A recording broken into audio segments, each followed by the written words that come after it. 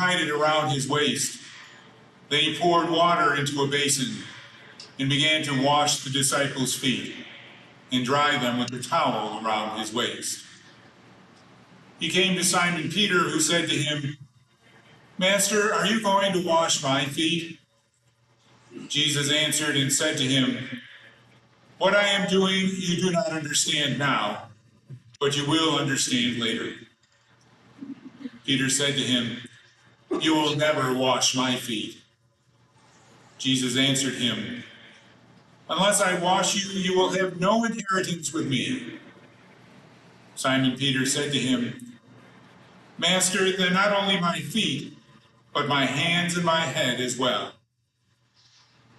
Jesus said to him, "Whoever is bathed has no need except to have his feet washed, for he is clean all over. So you are clean, but not all." For he knew who would betray him. For this reason he said, "Not all of you are clean." So when he had washed their feet and put his garment back on and reclined at table again, he said to them, "Do you realize what I have done for you? You call me teacher and master, and rightly so, for indeed I am. If I, therefore, the master and teacher, have washed your feet, you ought to wash one another's feet. I have given you a model to follow, so that as I have done for you, you also should do." The Gospel of the Lord.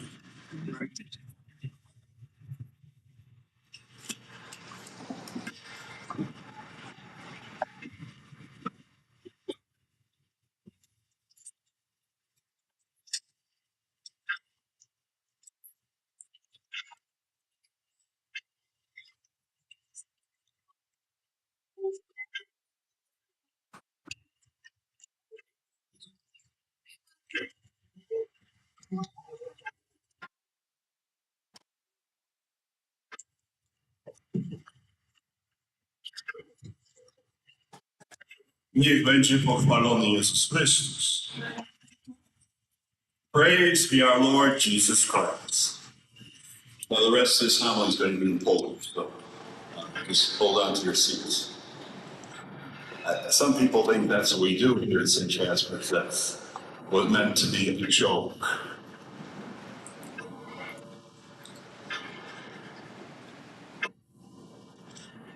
Right after this homily, we will begin with the concretization of the homily in the washing of the feet. So those who have been asked to do so will enter through the osier on this side over here, the other side up the steps, and the acolytes will guide you 2 by 2 to the center altar. As you know, remove your foot, shoe and sock, and I will wash your feet. That privilege and honor and mutual sign of living Christianity.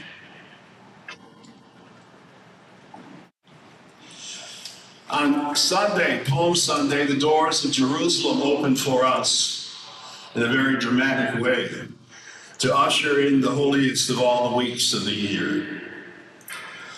And now we have crossed the threshold with this Mass. We are with Jesus, and as we Catholics do, we will celebrate with Jesus for 3 days. Our Easter celebration begins with 3 days, and then it goes for 50 more. We follow with Christ. It is glorious because of one major reason.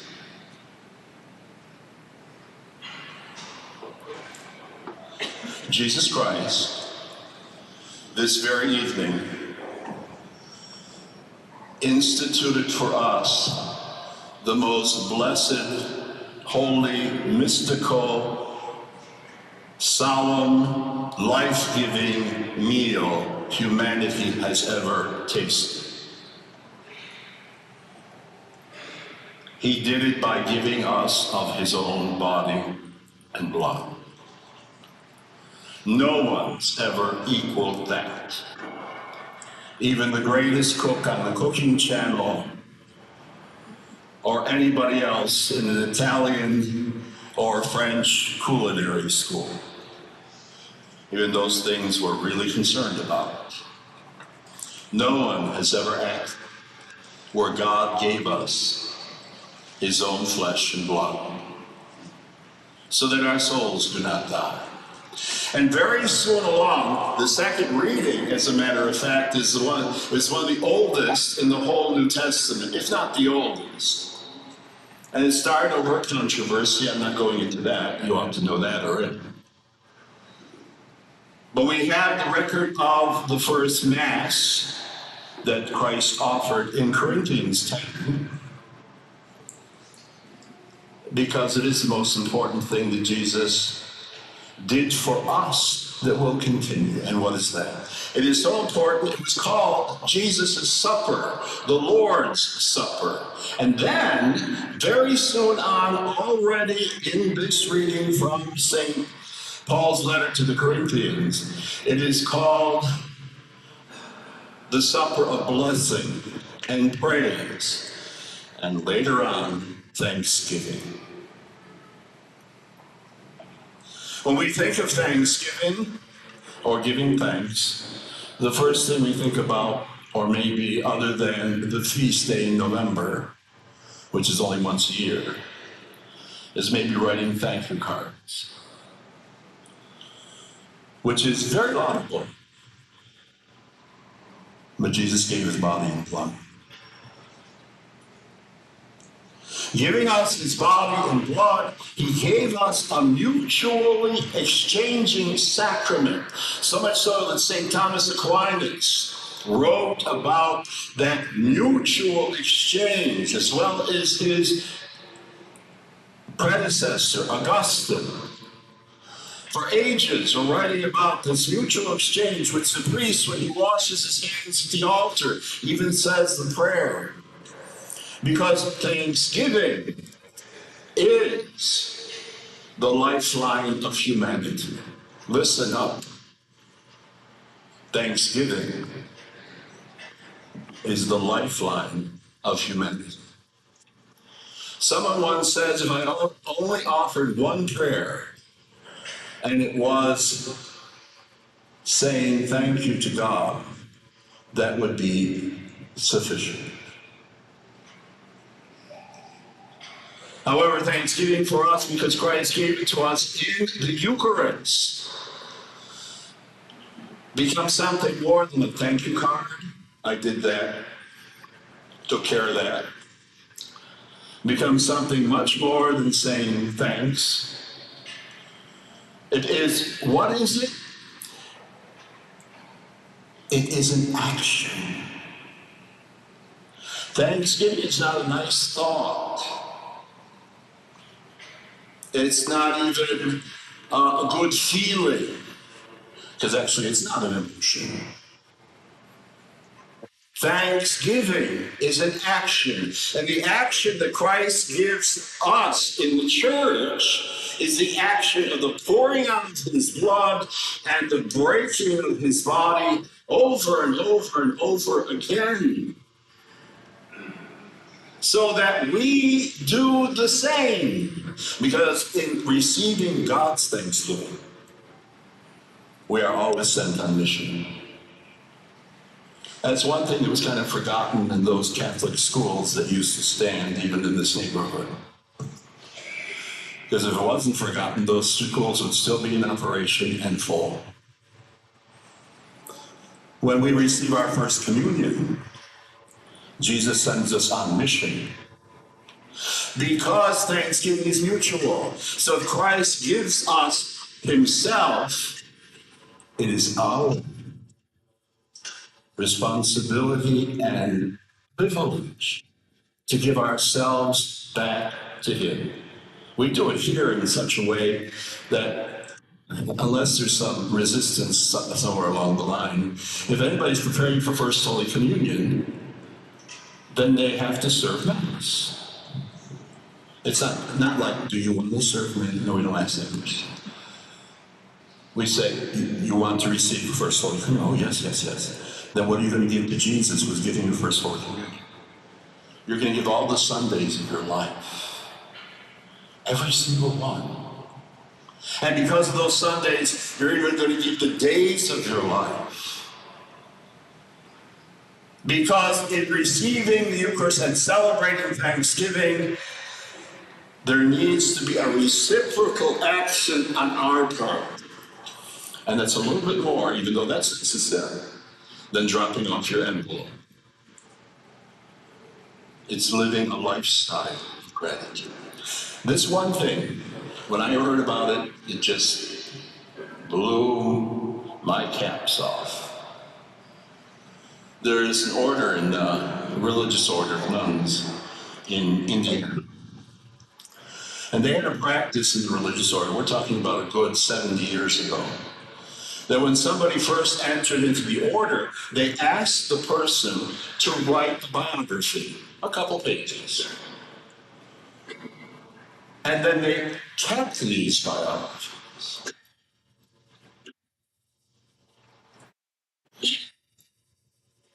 A group of psychologists learned about this. See, when psychologists tells us something, it's much more than when I get up here and just babble, right? Because a psychologist says.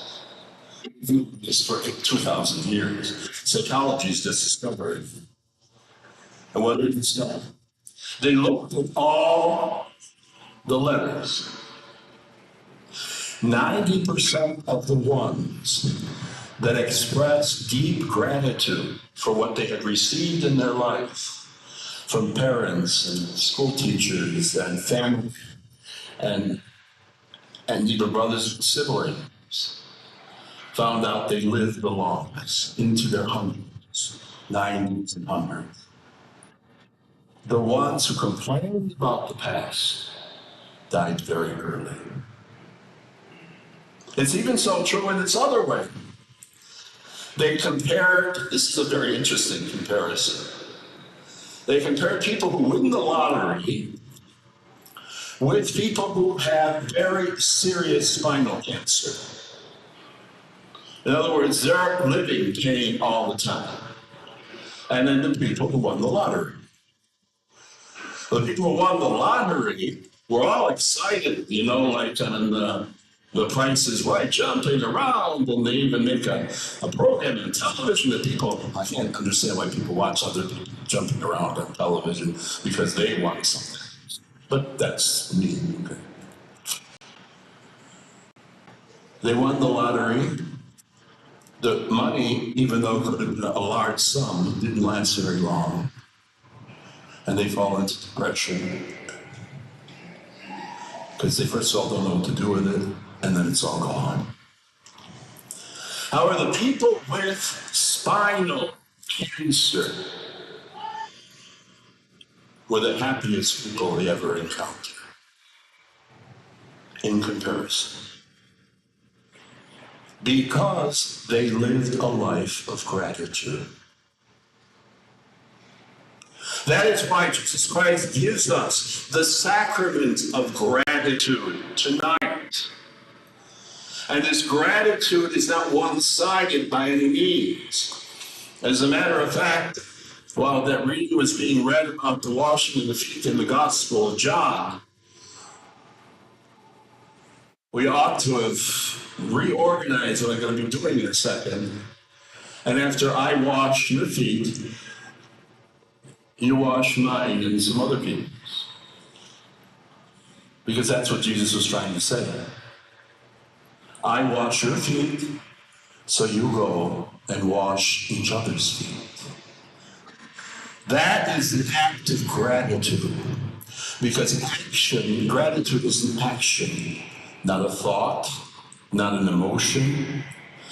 And love dies when spouses don't live gratitude. This has been proven as well. And our faith dies as well. when we do not live a life of gratitude. No, that doesn't mean, as I said somewhat facetiously, that we have to write thank you notes every day to 100 people. But we realize the fact that we are receivers of many things. I guess I don't watch this, but I read it somewhere. Bart Simpson, when his son or something on that order, was asked to say a prayer or whatever, maybe Thanksgiving. And he started the prayer off, "Oh God, we don't thank you for anything because we worked for this ourselves." Well, that's true. We do work for what we have. We work to get a degree. We put in a lot of effort in our jobs. We put in even more effort in our families. We do a lot of work. And keeping working and working and working, we teach ourselves that everything that is good comes from our work. And the more we work, the better it's going to be. That's not true. It's not. Because we've taught ourselves that what we have is what we have produced. And so, we have a lot of issues to deal in our society. They're directly a result of this. And you know what, after 80-some years, psychologists are finally starting to study gratitude, something that we Catholics are supposed to be pros at.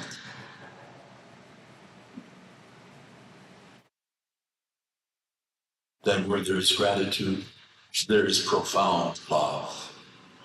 There's joy. There is even hope in the midst of the most difficult situations that come across, in the midst of death, in the midst of an accident where a child is killed, or somebody's shot or dies of an overdose. There is hope there because we live gratitude.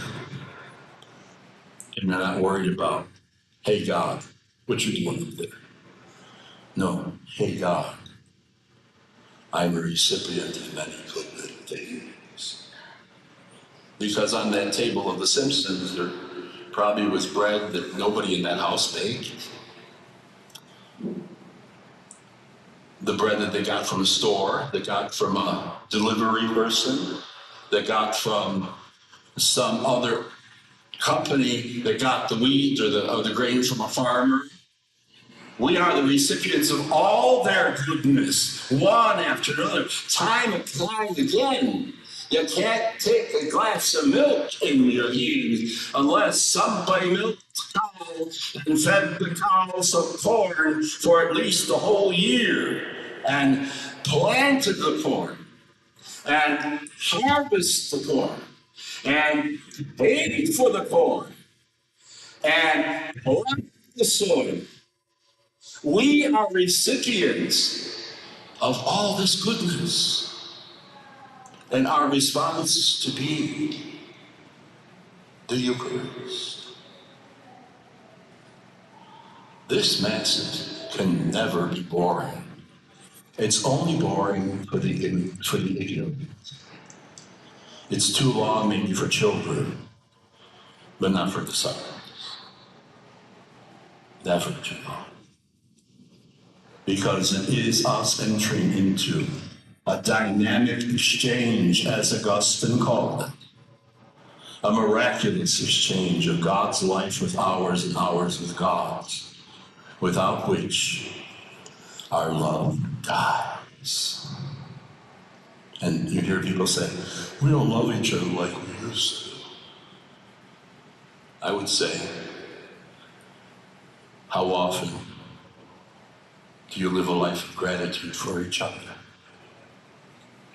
Not that you're perfect, because gratitude does not demand perfection at all. Gratitude is even better when there's imperfection, because we understand that it doesn't come from us. We didn't milk every cow. We didn't harvest every seed. But we have received the bounty Oh yes, we pay for it. We have to work hard. But we have received a bounty that came from God. This miracle happens today, this evening, at this altar, over these small hosts and a little bit of wine, where we receive the blood of God Himself. We receive the body of the eternal Creator. And we make our hands a throne for the King of Heaven. And we bow our head in silence. We're not shaking each other's hands as we go down the aisle during communion. We can wait to encounter the one who is our friend. This is a very holy, a very mystical, extremely powerful 3 days we've begun this evening. It started Sunday as an invitation, today as we glory in the cross and at the table and following Jesus every step along the way. That's why this church will be open to midnight, and open for noon, be open to midnight, to give people the opportunity to come and enter into that mystery if they could. Oh, they're probably going to other churches, okay. It's kind of like a neat version of an ancient tradition here in Buffalo. And now, as a mutual expression of gratitude, in the name of all the priests who are here and all the priests in the diocese, because every priest who does this does in the name of all priests, we wash just a few people's feet. But all your feet are being washed so that you go home and wash each other's feet in the words of gratitude. Because you have received the Holy Eucharist, the blessed sacrament, the body, blood, soul, and divinity of God Himself. Praise be Jesus Christ.